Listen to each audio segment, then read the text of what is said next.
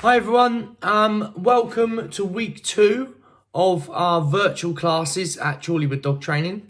So this week we're going to give you some new exercises to be working on, as well as following on a little bit from last week's exercises. Okay, so puppies, our first exercise that we're going to look at today is downs. And believe it or not, there's a few different ways of getting your down. So we're going to go over a couple of different ways of luring your dog into a down. So we're going to be using a piece of food and we're going to be luring the dog into the position. It's always a good idea to go back to luring. So even if you feel like you've already mastered your down already, I'm sure you've had some practice, but using different methods to lure your dog into the down is only going to benefit the final behavior. So our first down is going to be a straight down. So the straight down is the dog going from a stand straight to the down. Okay, so they're not going to sit first. They're going to fold their body from a stand straight into a down. So I'm going to have a little go with 2 of my dogs, and I'm going to show you the straight down.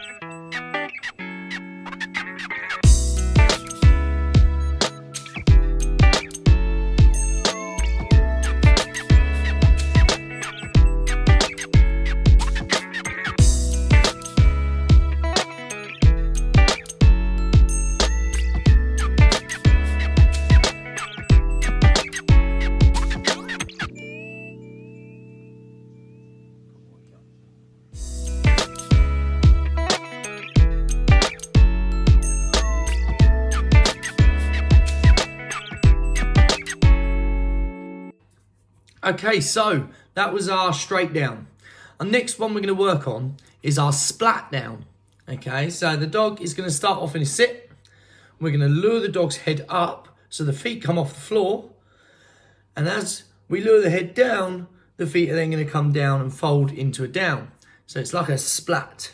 Okay, so the dog's in a sit. We're going to lure the head up so the feet come off the floor. And we're going to lure the head back down so the feet land in the down position.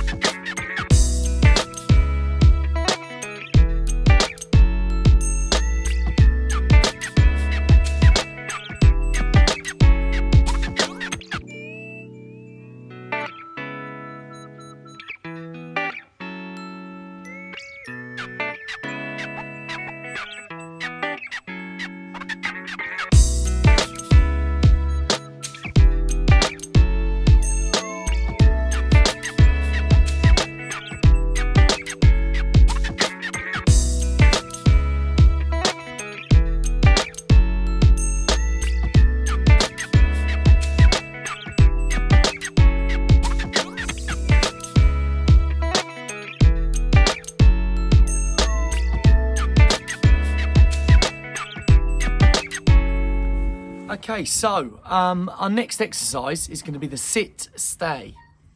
Okay, so teaching our dog to sit whilst we do something. So it might be, first of all, that we teach the dog to sit whilst we can turn on the spot. Take 1 step away, take 2 steps away.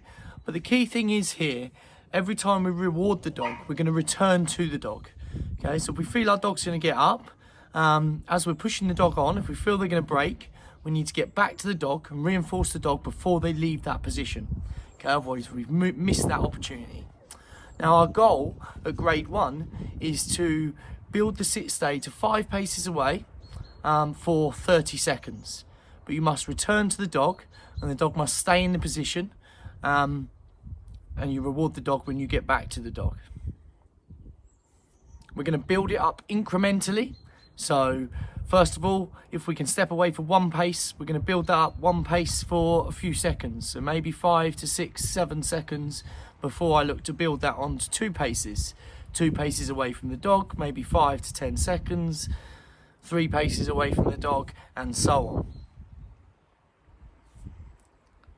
Let's have a go. Okay, so gang, I've got Hallie with me and I'm going to demonstrate you through this sit stay. Now something that can help is using something like a mat for the dog to go and sit on.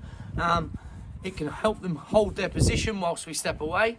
It also gives us a target point as to where the dog sits each time, so we can also transfer that mat to different locations when practicing in different locations. It can be done without the mat, so obviously there's benefits still to practicing without the mat. First of all, you've got to make sure you got the right kit. We've got a treat pouch and our treats. We got the dog, and I'm going to be using a verbal marker today instead of a clicker. And the one key bit of equipment for home training is Crocs. So here you go. Awesome.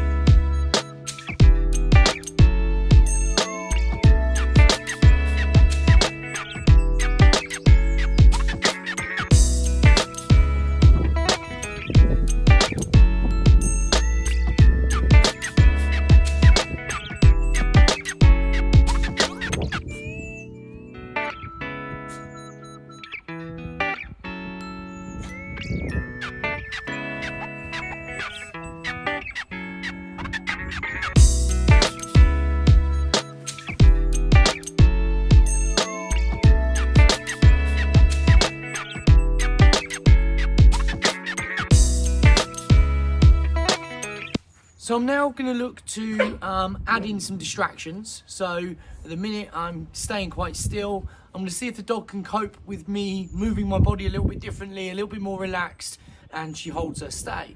I might also look at turning my back on her, seeing if I can turn in a circle and go back and reinforce the dog.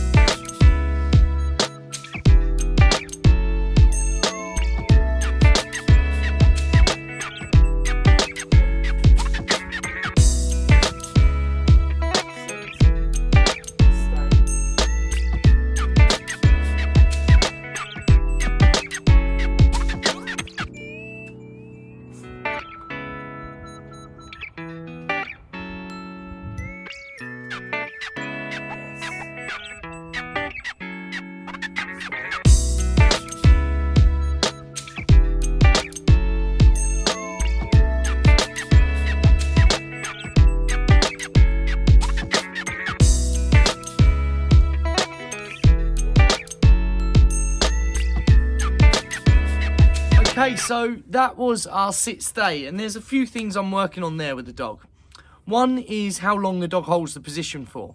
So you can step away from the dog and then count in your head and gradually build up how long you can stay away from your dog for. The key thing is to get back to the dog before they break, so you can reinforce that duration and build that duration into a longer duration. The second thing that we're working on is distance. So how far can you get away from your dog? So as I started just stepping 1 or 2 paces away, and then I built up maybe 4 to 5, 6 paces away. As you increase the distance away from the dog, you're going to expect lower duration, okay? So if you're getting 10 seconds at 5 paces away and you push that to 10 paces away, you're going to have to expect less duration there. Then you've got your distraction, and you saw me adding in different types of distraction there. And when the dog breaks on, if you have too much of a distraction in, so you saw towards the end, I bent down and tried to tie my laces up as I got out to the path. So I was further away from the dog, I was doing more distracting things, and it took me longer to do it. The first time she broke, so what I did was I did nothing. I went back, I reset her, I didn't pay her out, I didn't reward her. I reset her, but I went again, but with an easier rep that I thought she could do. And instead of putting my hand to the floor, I brought my foot up to my hand. Went back and rewarded her, and then I bent down, I touched the floor, went back and rewarded her, and on the last one, I then was able to do the tying of the shoelace motion on my Crocs. So build your distractions in, and your duration will come naturally. Practicing in different locations, which is a little bit difficult at the minute, will also build that duration naturally. But get out and enjoy your practice, guys, and look forward to seeing some of your sit stays in the group.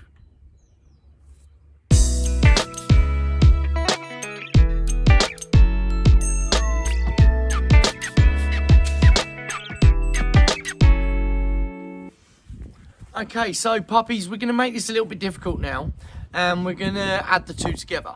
So we're going to look at working on the down, but we're also going to look at putting in our stay. So it's just very similar to what we did in our sit stay, but the dog's going to be in the down. And one key thing about this is your reward position. So what the dog is doing when you reward them. So we call it reward placement.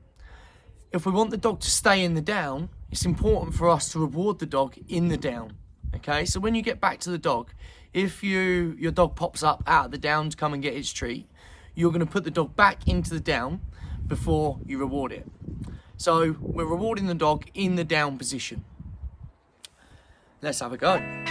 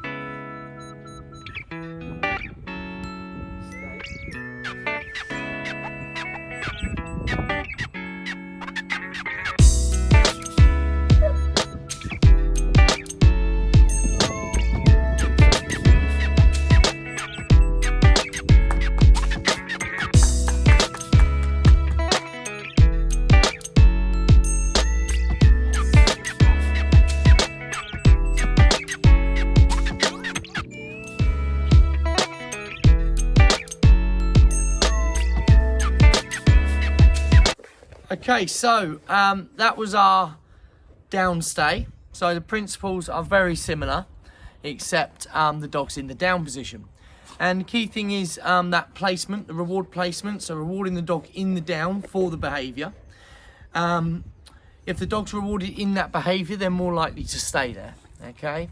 Now, another thing, again, I had a little sticky patch when the dog broke, and she broke when I tried to sit down. So I had a down stay and I tried to step away and sit down away from her. She broke and she came towards me, so I didn't reward that one. I didn't make a fuss, I didn't do anything. I just popped her back in her down on her mat. I then went over to the chair and I just gradually creeped slowly into the sit. And if I felt she was going to break, I was going to not sit down and break my sit halfway through and go back to her. But she enabled me to sit down as long as my hands were in view, and I held my hands up. And then I made it less emphasised, so my body language relaxed a little bit, and I sat down for longer, and I was able to even pick up the chair, move it, and then sit down again.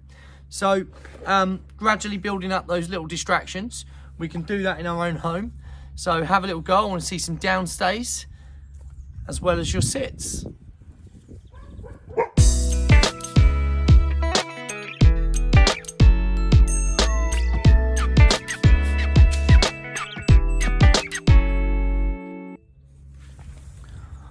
Okay, so the last behaviour for today's lesson is going to be starting off what we call send your dog to the mat or send your dog to his bed. We can use a target, so you could use something like a Pringle pot lid or just a little plastic disc of some sort, or a Tupperware top lid, and we could use that as our target to send the dog to. The other option is using a mat, so I'm going to use the little pink mat out behind me. Now, first of all, we're going to teach the dog the cue to go to the mat from a distance. And we're going to start off quite close, and we gradually build a little bit more distance in. Now, next week, I want to work on you guys getting your dogs to do a behaviour on the mat. So, you being able to send the dog to the mat, ask the dog to sit or down, and then you be further away from the dog whilst you're giving that cue. So at the minute, what you can do is practice your sits, practice your downs, and also practice your sending to the mat cue. So here we go. What are we going to do? We're going to load the mat with food, and we're going to peel the dog away. We're going to release the dog, and we're going to say mat, and when the dog releases, he's going to go to his mat and he's going to find food. And we're going to build up the dog's drive going to the mat. So we want the dog running out to his mat and finding the food when you say the cue, mat. Okay, so I've loaded my mat with food.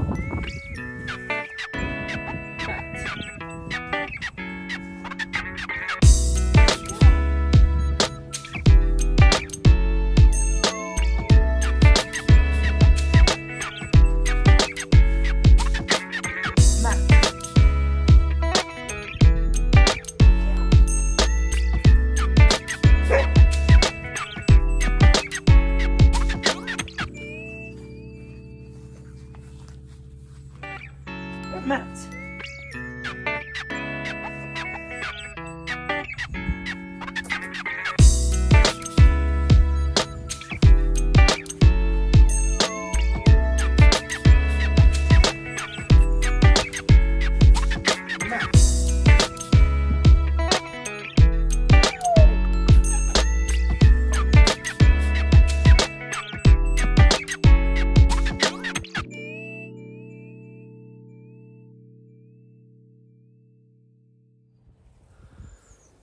Okay, so in preparation for next week when we start adding on our behaviour, when the dog gets to the mat, what we need is the dog to anticipate something else happening when they get there. So we're going to load the mat with food, we're going to send the dog to the mat. Once the dog's at the mat and he's eaten the treat, we're either going to throw another treat at the mat, or we're going to go in ourselves and feed the dog for being on the mat.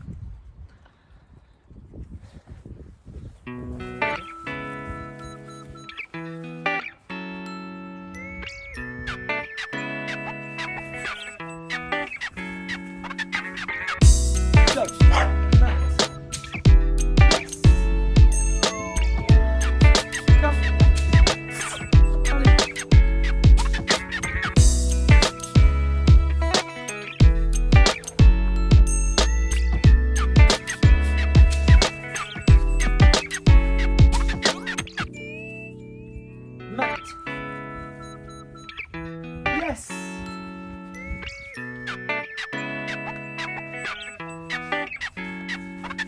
Callie.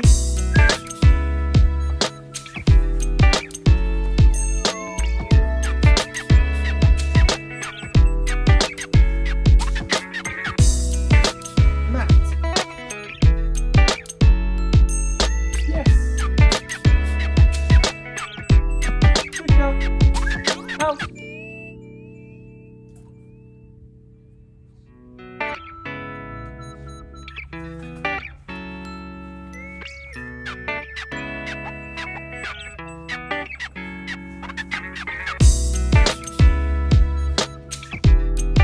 Matt. Yes.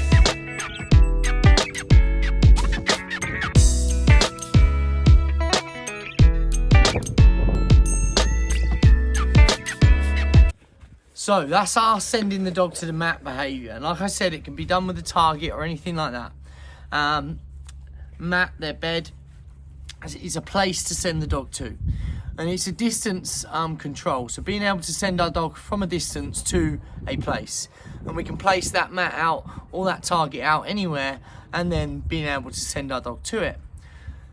Then we started to build anticipation in the dog's head that once they got to the mat and they found their treat, that you were going to come in and feed the dog again or throw a treat to the mat. So what then started to happen is the magnetism in the dog. The dog started to stay on the mat afterwards rather than coming back to me. And you could see in that last one, I tried to call her back and she didn't want to come. She wanted to stay at the mat. So that's working. The dog's gravitating towards that mat and staying on the mat. The next thing we need to do is to look at adding in that behaviour. So for now, I just want you to work on sending the dog to the mat and building that anticipation into the dog that once they're at the mat, that something else is good is going to happen, so that they stay there, and then we can start working on that behaviour. And that's the end of week 2. So I want to see you guys practicing out there on the Facebook page. If you've got any questions or any problems that you're having, please post them up or send us a message and I will answer them as soon as possible. Post your successes, show us your videos of all your distractions that you're adding in on your stays, and we'll look forward to seeing you again next week.